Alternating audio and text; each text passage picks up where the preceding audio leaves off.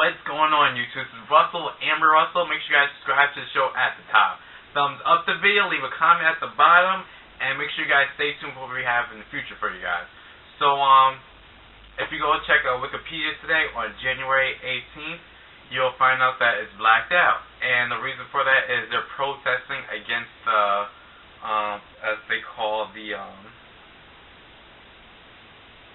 web privacy bill. I remember talking about this previously in school a couple of semesters ago. I forgot what we were talking about, but basically they're protesting this bill that's saying that really pretty much wants to legitimize how much stuff that gets put on the internet and different stuff like that. And they're going to go blackout for 24 hours. A couple of other websites are doing the same in protest, and they basically what the bill's basically doing is saying that if you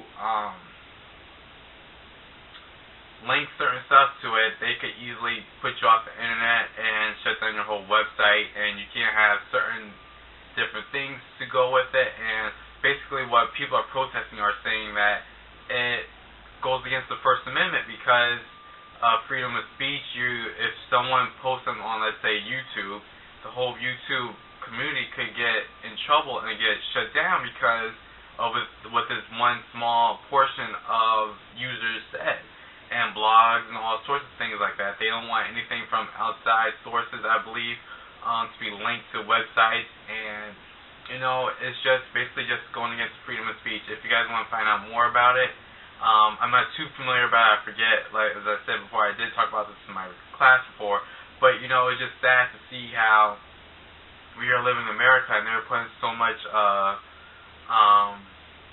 censorship onto the internet, something that's supposed to be free for everyone. It's bad enough that we already have to pay so much money out of pocket. Now they want us to limit our ability to go search the net and find out different information. This is the World Wide Web for a reason.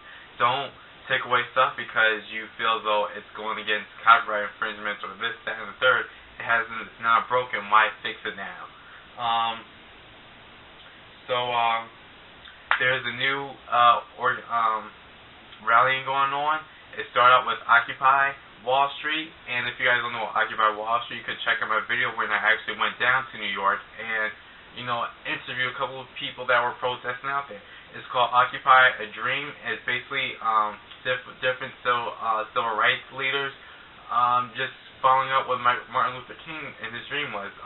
I had Russell Simmons was on there and on MSNBC the other day talking about it, and what he had to say was how he was talking about it a little bit more. It fixes a more organized version of Occupy Wall Street and all the different Occupy sites, and he explained how if you look at the race numbers, there's a breakdown on race in this country still going on, how the petty crimes are going up while more blacks are going into jail, and you see more people going to jail for drug problems or for having possession of a substance, or more black, when it shows that the same amount of people who are using, or the same percentage amount of people who are using, are the same race. And they show that how in this country we have the same amount, we have like 15% blacks in this country, and 40% of the inmates are black males. So he was saying how that doesn't make sense, it doesn't add up, and how these people are using the petty crimes to bring people into jails. And they also showed how in these jails that there are people who are making out for having all these prisoners in these jails, because like different companies are having people, prisoners, manufacture things in their prisons. And it's just kind of sickening that these people who could easily use these jobs for people outside of the prison world, they're using the prisoners to do their jobs. Like, for instance, I remember I saw Victoria's Secret, they use prisoners to manufacture some of their products.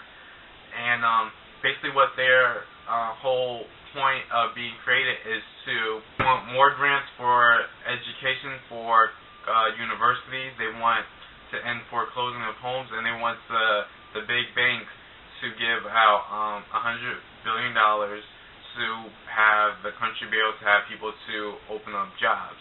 for the country. And you know, I'm glad to see that they actually have a movement going on, and the movement actually has a meaning and has demands versus just people sitting around just, you know, for a couple of weeks protesting. People who are saying, oh, we shouldn't help out these people, the people who have the money, they made the money on their own. I was watching, again, MSNBC the other day, and they were talking about how you can't really compare someone, you can't really expect someone who is coming from poverty to be able to be in the same playing field as someone who's in the top 1% or top 10% even at that. Because they said that people who have all the money, or the person who is born into wealth, they don't necessarily have to work that hard because they have all the connections to be able to get that. Whereas someone who's in poverty, they don't.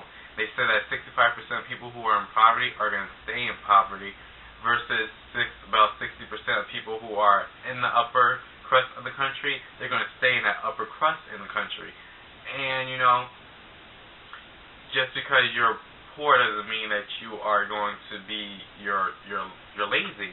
There are plenty of people who work multiple jobs and who may get paid far less than someone who works, you know, no jobs, who's lazy, who is in the upper crust of the country, who makes the most money, or who has the most money in their name. And there's people who just happen to get the money and they don't necessarily earn it, they have their parents earn it. And they also say how people who have education and who are higher up with education are going to see their children going to be able to get that same amount of education, versus someone who was born to parents who weren't able to get that Harvard doctorate degree. Their children are more likely aren't going to be able to get that higher degree. They're going to be more like their parents, and you know, not be able to afford to go to colleges and all that stuff. And you know, it's just good that there's people who are, you know, in that top higher up percent who are agreeing to this. Like, you know, like I said before, Russell Simmons, he's going with this, and people can say what they want about him. At least he's actually standing for something and actually is coming out in favor with this. And into more entertainment news, Madonna versus Lady Gaga. You know, Madonna's been saying some slick stuff about Lady Gaga recently in different interviews and stuff like that. She was saying how, you know, they asked her how she felt about the Born This Way comparison to Express Yourself, and she said that it was reductive, I believe was the term she used, and the interviewer was like, is that a good thing or a bad thing? And she's like, look it up. And basically she just is kind of throwing a little bit of shady shots at Lady Gaga for basically taking her whole image and revamping it for 2011 market. And you know, I could see her frustration where if Lady Gaga were to be more humbled and, you know, say where she got her ideas from and, you know, been a little bit more original, and I can understand why Madonna wouldn't, I could see why people could be saying, Madonna, you need to grow up, she's just bringing influence, you were influenced by this person and that person. But the thing is, when Madonna was influenced by someone, we could sort of tell who she got it from, and she wasn't scared to say, oh, I was inspired by Marilyn Monroe or whatever. Whereas Lady Gaga, we know that she's inspired by all these different people, but whenever they bring up, you know, Madonna, she sort of tenses up and acts as if, no, Madonna did inspire me, but so this person, and like, you know, belittle her influence onto Lady Gaga. And, you know, I guess Madonna's fed up about it, and she really is, you know, just aggravated by how Lady Gaga is, you know, taking her whole image. But, you know, she also has a new album coming out. She also has performed at the Super Bowl. So she's probably bringing a little bit more controversy to have people look at her name more. But, you know, Madonna is at a point in her life where she could have all her next albums do horrible on the charts with no album sold or anything, because her legacy speaks for itself. Her whole catalog of music speaks for itself. It's undeniable that Madonna is the queen of pop, and Janet's right there underneath her, not too far. And Lady Gaga is just a newcomer who's been in the game for a couple of months or a couple of years or whatever, so we don't even know how far Lady Gaga's stretch is going to even last. Will we even be saying Lady Gaga is on TV right now, or are we saying, do you remember when Lady Gaga was on TV? You never know in the next couple of years. And it's just funny to see how people get upset about the legends making fun or coming at the newbies, but it's a respect thing. And for instance, like I talk about with Drake versus Common, I mean Drake threw shots at Common, threw little pebbles at Common. Common came back, and Drake hasn't said anything yet. And so for the naysayers and people dissing Common, saying, "Oh, you're too old for this," I mean Drake needs to realize that it's a respect thing. You don't go for the people who are already done what you are doing right now, who already made a name for themselves, people who are highly respected and who have been in the game for over a decade, for almost coming to almost 20 years of being a rapper, being in the game, doing the hustle, doing all that stuff, working so hard, and then you go and say, "Oh, you're soft, blah blah blah," in a little rap, and then you're not expecting to come back at you. Maybe Common should have went the higher road, but you know what? It's getting his name back out there, and people are checking for Common again, and whatever he's the reason for Common to respond to Drake, I applaud him for being able to do that, because now it's like saying, you know what, you want to talk shit about me, let me talk shit about you, what you're going to do now. And then, of course, Drake hasn't said anything yet. And I think this whole tattoo artist thing, this whole back and forth thing, I think it's kind of a way for Drake to come off to show that he's hard, because reportedly the tattoo artist said that Drake had his security guards come to his tattoo parlor shop and say that this is a warning, blah blah blah. It's kind of threatening the guy while Drake was sitting in the car. To me, that's kind of a pussy move that you said that the next time I see you, I'm going to fuck you up. And the next time you see him, you have your security guards warn him. And, I like some stuff by Drake. I think that he is an emotional rapper. I think that's what he should stay at. But when he comes at people, like, throwing shots at them, talking about female rappers,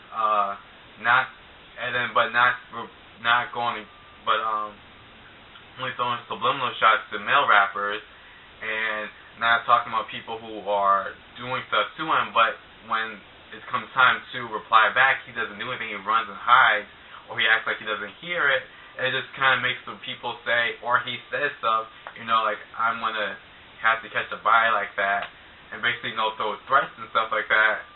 That's not who you are, Drake, so that's why people are calling you soft, because you try too hard to be a tough guy.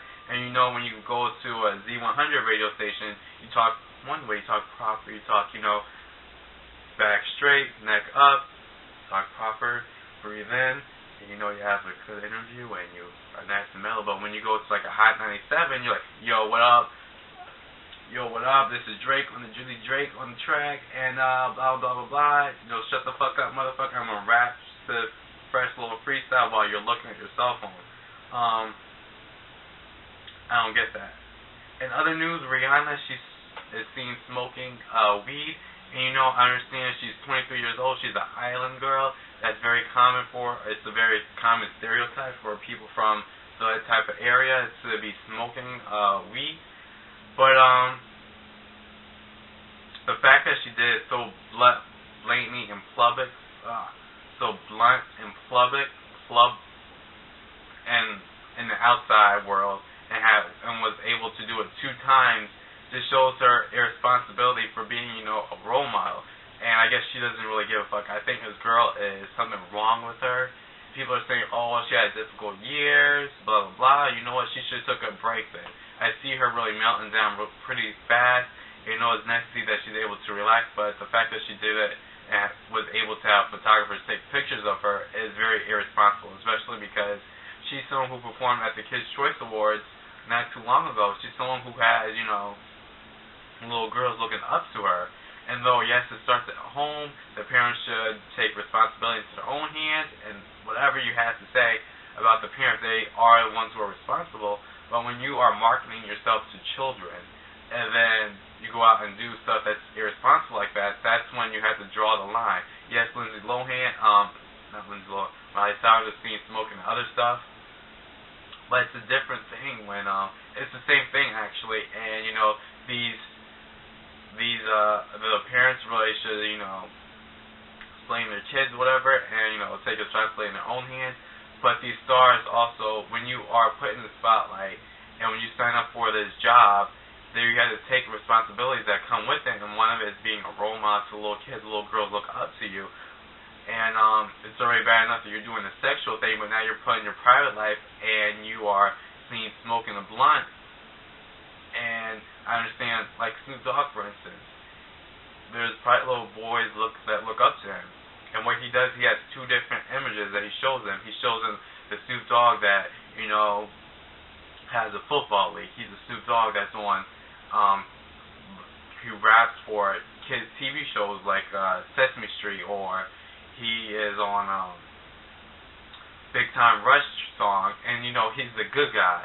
He's a family man. He has a show where he's a family guy, with his kids and his wife. But then he also has that private life where everyone knows the unspoken truth about him smoking. I mean, that's the biggest joke.